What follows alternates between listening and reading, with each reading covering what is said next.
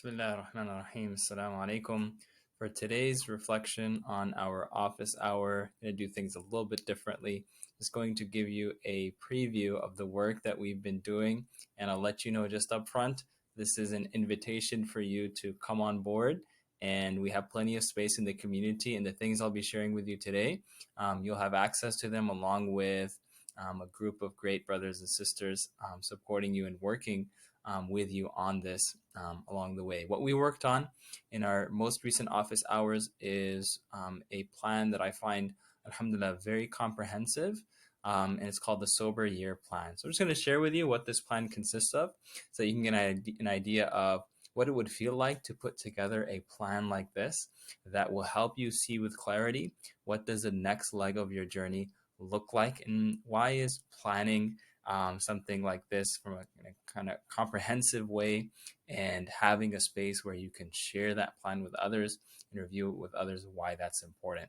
So the Sober Year Plan consists of 5 steps. The first step is make sobriety my number one priority every day. This takes me away from being so focused on the short term and allows me to think of the long term. If I'm focused on the short term, then I'm going to experience short-term wins.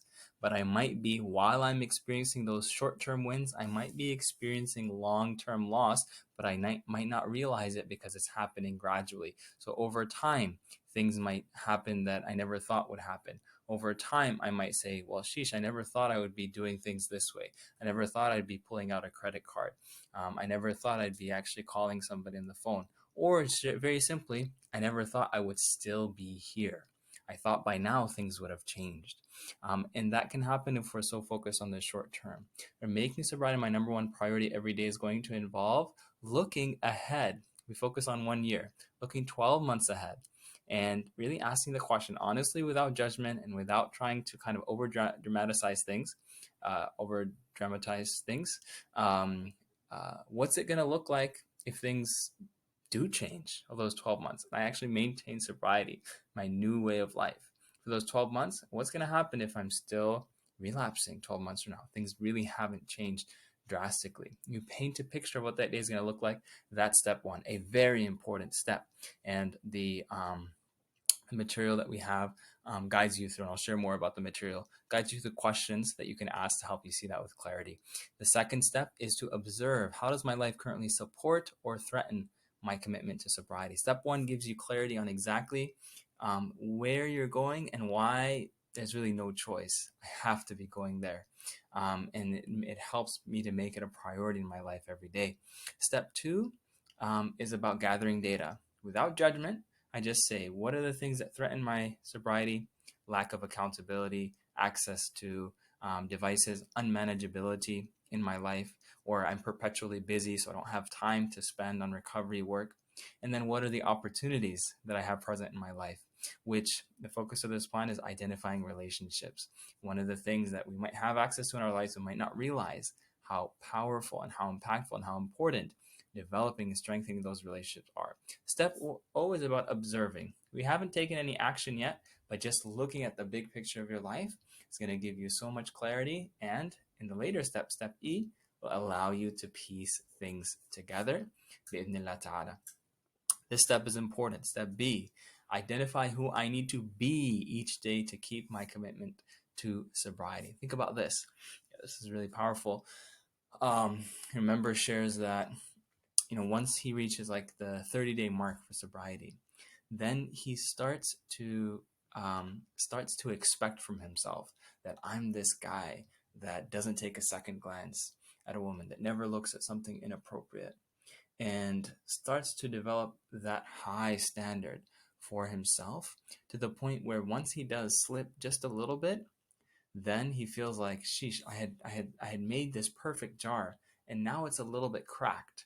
And because of that, I'm going to shatter the entire thing so I can make a new jar from scratch. And that's precisely when he lets go of his commitment to sobriety.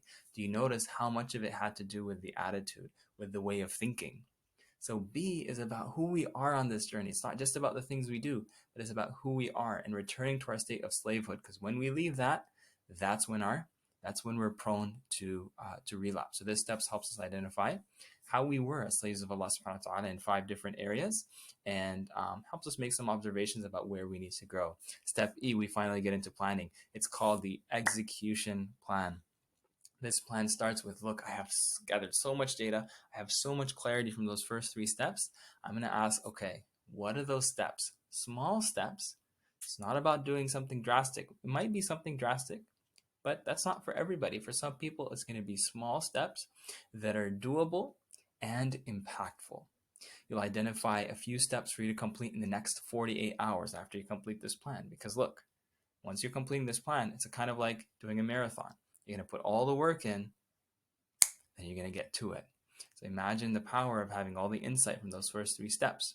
You have clarity on your vision, sobriety vision, why sobriety is your number 1 priority. You have observed the threats in your life and the things that support sobriety in your life. So now you know the pieces of the puzzle. You know who you need to be along this journey, and now you're ready to decide on steps you're going to take. They should be impactful and they should be doable. A couple steps for you to take in the next 48 hours, a couple steps for you to plan on taking in 90 days, then a couple steps for you to be working on for the course of the year. This is where you piece things together. You take things from the previous steps, and all you do is you identify the best, where you get the best bang for your buck, and you put them in that part of the plan. The last step, I love the last step. It's called reverse engineer what could go wrong. You made this plan, but in the back of your mind, you were thinking all along, I've made plans before, and they didn't always go so well. In the back of your mind, you had many doubts.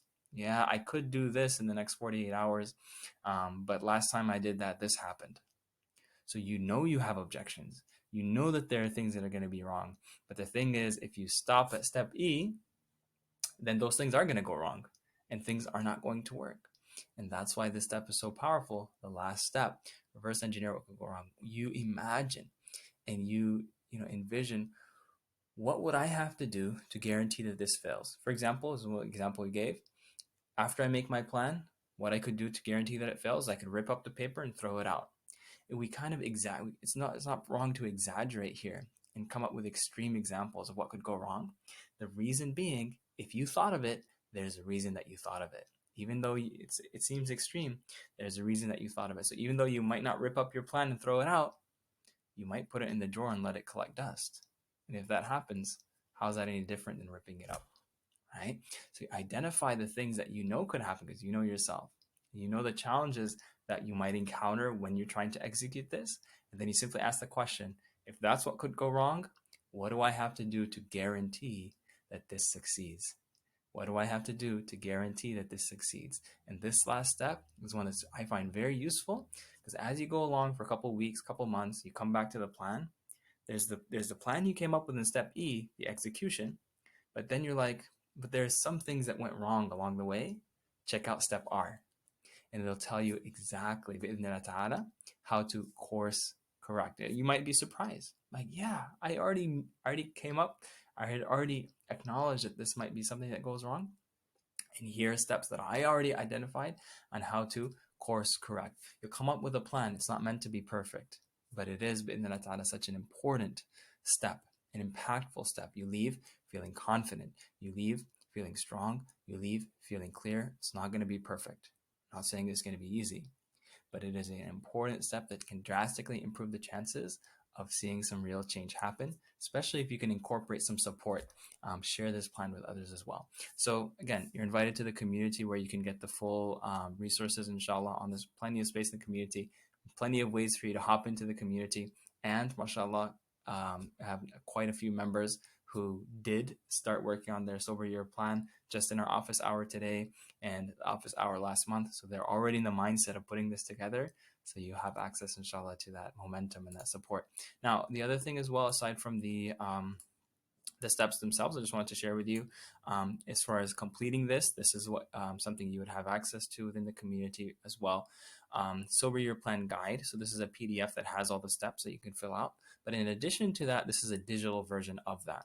So you can actually complete this digitally as well. You'll see all the prompts here in one canvas. And as you go through, right, you'll be able to complete step S for make sobriety my number 1 priority. Step O for observe how does my life currently support or threaten sobriety. Step B, who do I need to be? to maintain my commitment. Step E, my execution plan. And then step R, reverse engineer what could go wrong. This little canvas here, you can actually make a copy for yourself and complete these questions. And then also, this is a shared copy.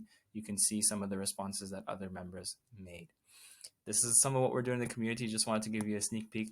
Would love to have more beautiful brothers and sisters hopping in, and just for a place to, inshallah, be supported and to support others. And we ask Allah subhanahu wa ta'ala to bless our efforts and bless our togetherness. Barakallahu feekum. Assalamu alaikum wa rahmatullahi wa barakatuh.